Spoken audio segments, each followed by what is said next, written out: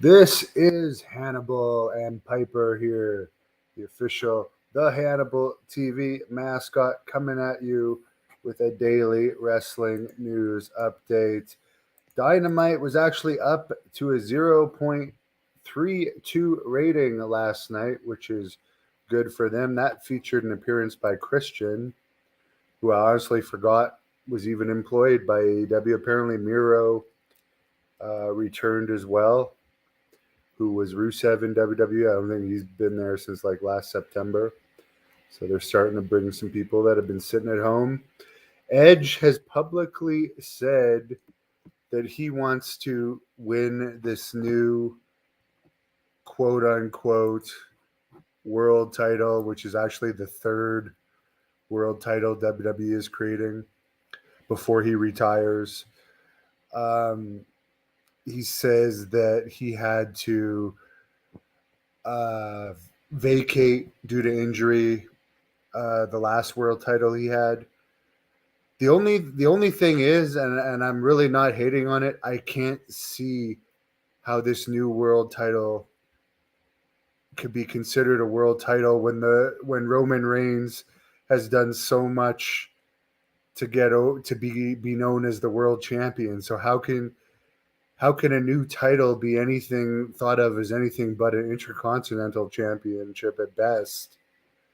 Which I don't even know or I think the Intercontinental Champion is that German guy who I forget his name, the skinny German guy. But yeah, good for Edge. I hope that they give him a run with that other title. But it's like a fourth place ribbon. It's a consolation prize. I know why they're doing it. They're doing it to help get interest in the Saudi Arabia event, and because they don't want Roman Reigns to lose, they're like creating another title. But to me, it just seems like incredibly lame. I'm sorry, but it does.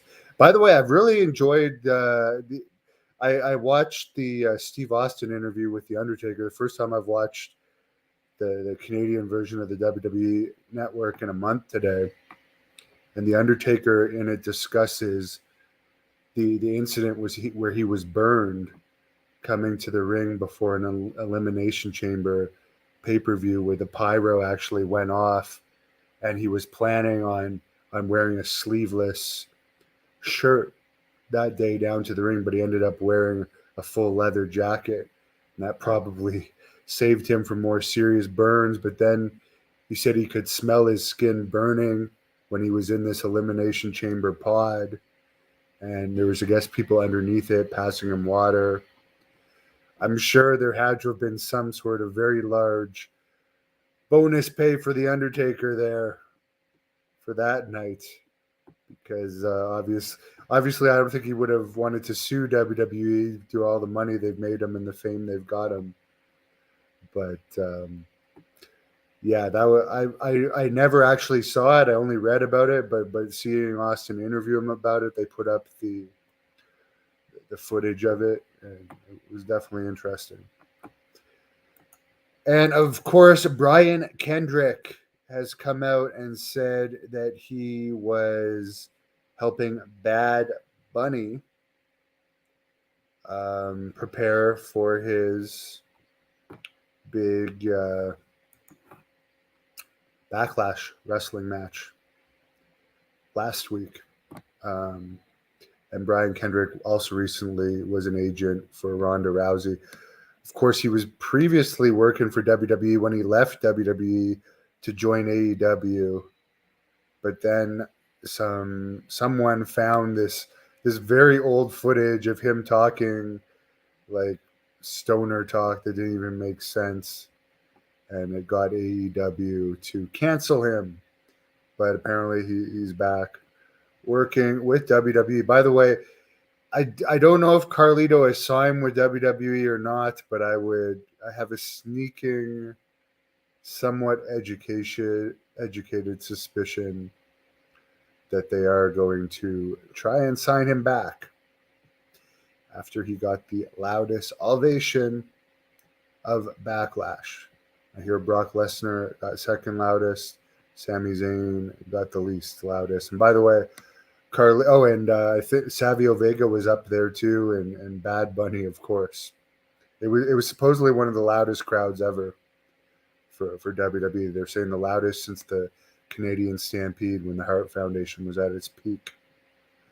But Savio Vega, I've wrestled him in Puerto Rico, and we used him in Great North Wrestling. I've wrestled Carlito's brother Eddie many, many, many times in Puerto Rico, and Fireblaze, who was the cousin, who I think his name was Eptico or something in WWE.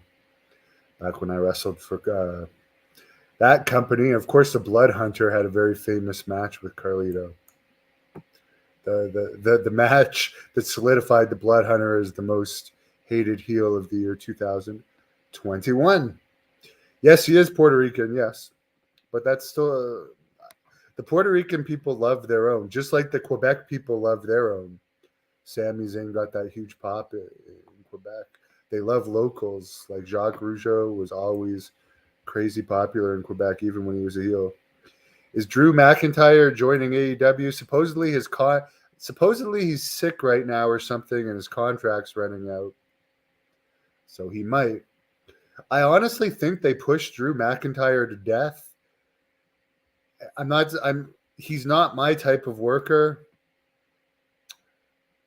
But I'm not saying that for today. I don't like leg slapping wrestlers. Just turns me right off.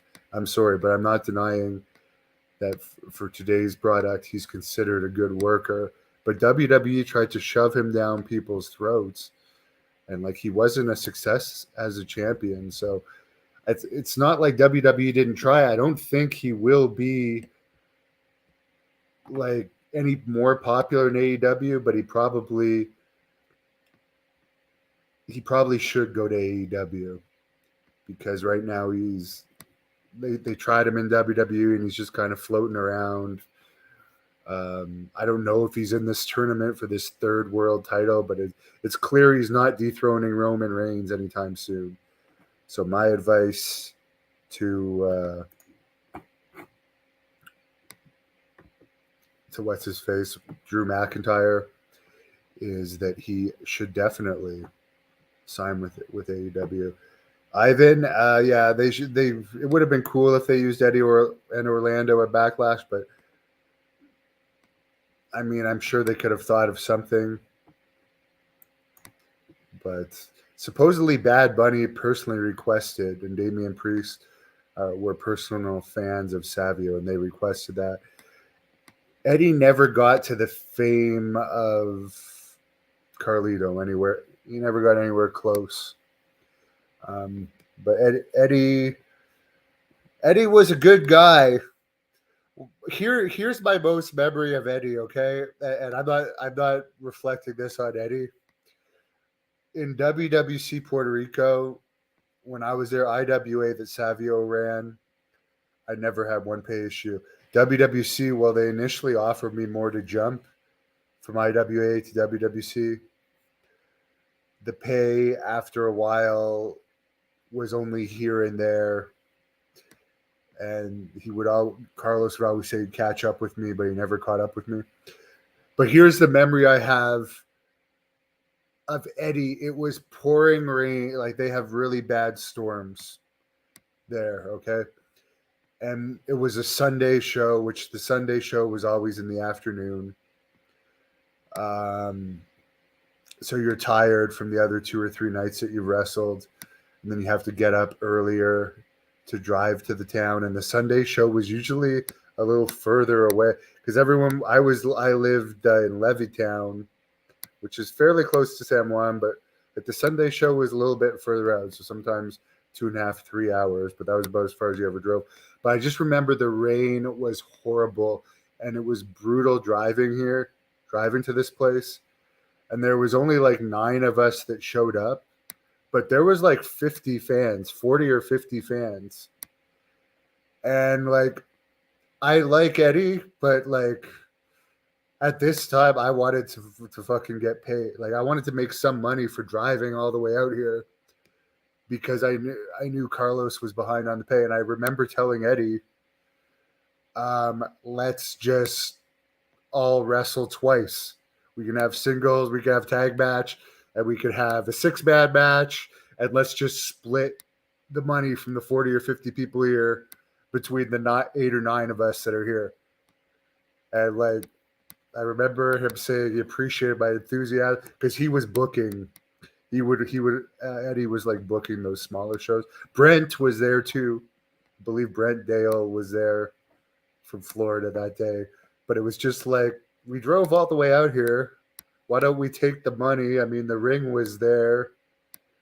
Like, let's just do the show and make a little bit of money to at least pay for our gas. But we didn't do that. So that was my biggest memory of Eddie. Just driving out there that day and him not wanting to do a show and just make a little bit of money rather than no money. But I don't hold that against him. We had some good matches and some good tag team matches too.